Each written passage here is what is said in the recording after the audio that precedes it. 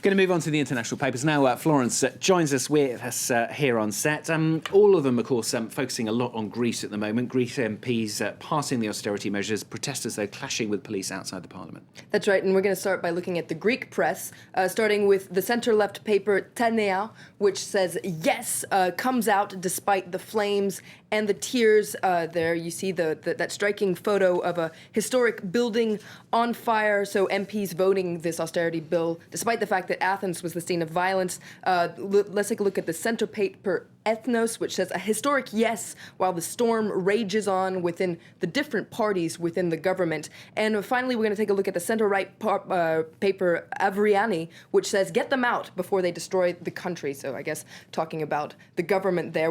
It's also on the cover of a lot of the non-Greek press. Here on the cover of the Wall Street Journal Europe, which is focusing on that, what was going on within the parliament. There you see a communist lawmaker that was actually throwing a booklet that was containing the new bailout deal in parliament. That now a lot of the papers are also focusing on what was going on in the streets. Here, the International Herald Tribune. There you see a photo of a protester clashing with the police there. And finally, we're going to take a look at how the Chinese papers are seeing what was happening in Greece as well with a cartoon. There you see Greece that's tightening its belt. It looks very uncomfortable as the Eurozone watches on. It looks like it's some sort of a competition. The Eurozone is voting there, and Greece looks very uncomfortable. It doesn't seem like it can tighten its belt very much more. Yeah, slightly easing off needed there anyway. Moving on to another story, a lot in the papers as well about the latest situation in Syria.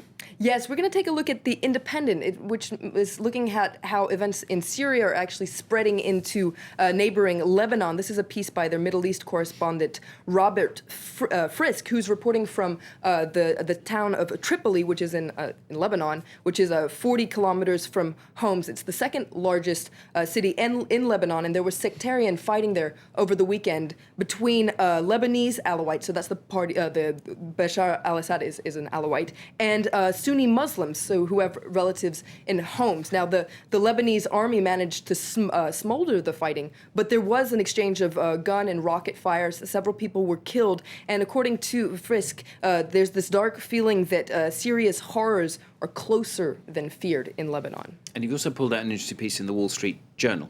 Yes, and this is by a piece by Faoud Adjami from Stanford University, he's trying to tell Obama how he should react to this Syrian dilemma, as he calls it, because he's critical of Obama for being passive in the face of this rampant terror. And he says, we've already been here before in the past. We've already, seen this exaggeration of power by these regimes that are abusing of their power when a deterrent power would put an end to this situation. And he says that Obama should consider maybe acting how Bill Clinton did in 1999 during the Kosovo crisis. And at that time, Clinton unleashed the powers of NATO, damaged Serbia's economic and military infrastructure, and all this outside of what he calls the suffocating confines of the UN Security Council and without courting Russia. Now, according to this article, Obama has a similar opportunity to stop this killing of innocents. And to quote the article, he says, "We could, with some moral clarity, recognize the Syrian National Council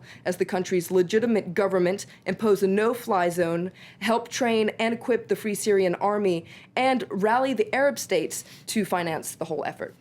And finally, a lot of coverage as well, of course, tributes as well to Whitney Houston. Yes, she was a global pop star, and the world is mourning her. We're going to start by looking at Apple Daily, which is a Taiwanese paper. I Will Always Love You. There you see the cover there, paying tribute to the singer. Well translated. Well translated. You see. There's a Danish national daily called Berlingske, Whitney, Her Life Back and Forth.